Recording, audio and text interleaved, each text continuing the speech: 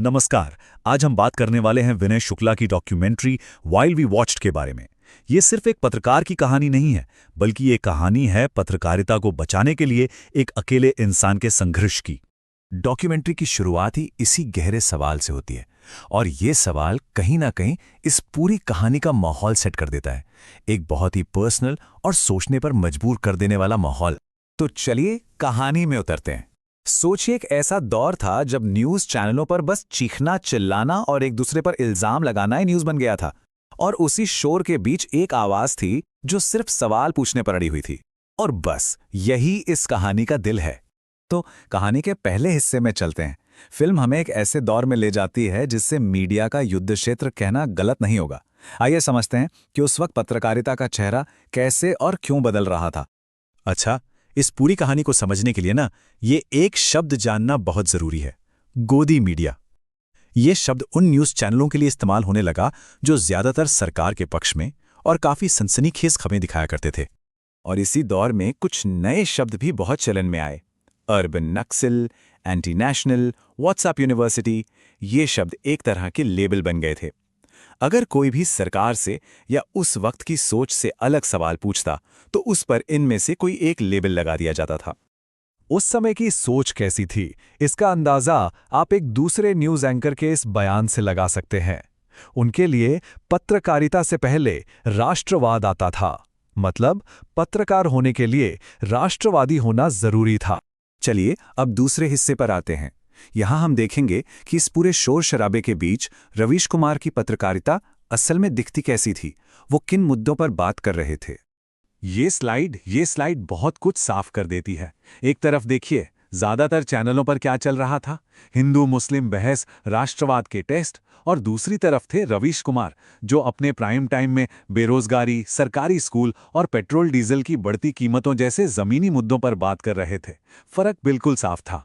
और ये सिर्फ किताबी मुद्दे नहीं थे, इनके पीछे असली इंसानों की कहानियां थीं। जैसे कि सुजीत की ये दुखद कहानी, एक लड़का जो परीक्षा में टॉप रैंक लाता है पर 1.5 साल तक उसे जॉइनिंग लेटर नहीं मिलता और आखिर में डिप्रेशन से लड़ते लड़ते वो अपनी जान दे देता है। ये उन मुद्दों का असली मानवीय चेहरा था। लेकिन जब आप इस तरह की पत्रकारिता करते हैं तो उसकी एक कीमत चुकानी पड़ती है, और ये कीमत बहुत भारी हो सकती है। हमारा तीसरा हिस्सा इसी घेराबंदी के बारे में है, वो दबाव जो रवीश और उनके चैनल एनडीटीवी ने हर तरफ से झेला। ये दबाव सिर्फ काम का नहीं था, ये बहुत ज्यादा पर्सनल और खतरनाक हो चुका था।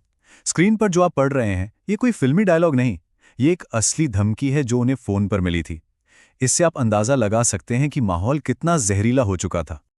और ये सिर्फ धमकियां नहीं थीं, दबाव हर तरफ से आ रहा था। परिवार को जान से मारने की धमकियां, कंपनी के मालिकों पर सरकारी जांच, कभी-कभी तो चैनल का सिग्नल ही अचानक गायब हो जाता था। ऑफिस के बाहर भीड़ नारे लगाती थी और साथ काम करने वाले लोग इस्तीफा दे रहे थे। मतलब घेराबंदी पूरी थी। पता है, बाहर के हमलों से ज्यादा तकलीफ तब होती है जब आपके अपने लोग साथ छोड़ने लगते हैं। जैसे जैसे दबाव बढ़ा, उनके पुराने अनुभवी साथी, उनके प्रोड्यूसर्स एक एक करके जाने लगे और इससे वो अकेलापन और भी ज्यादा बढ़ गया। अब हम पहुंचते हैं कहानी के एक बहुत ही अहम मोड़ पर, 2019 का चुनाव और उसके नतीजे।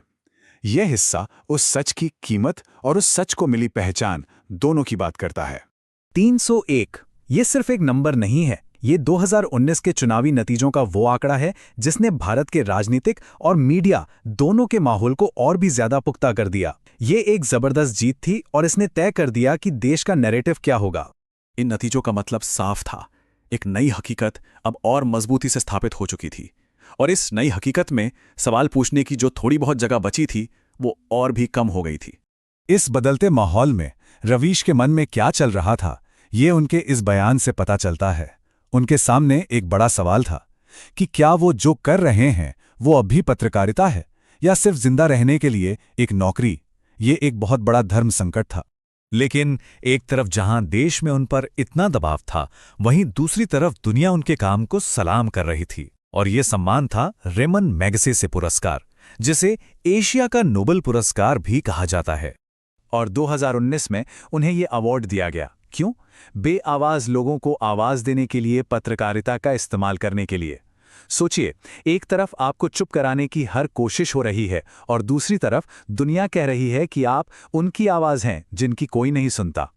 तो चलिए अब आखिरी हिस्से में चलते हैं और ये समझने की कोशिश करते हैं कि इस पूरी कहानी का, इस पूरे संघर्ष का आखिर मतलब क्या है।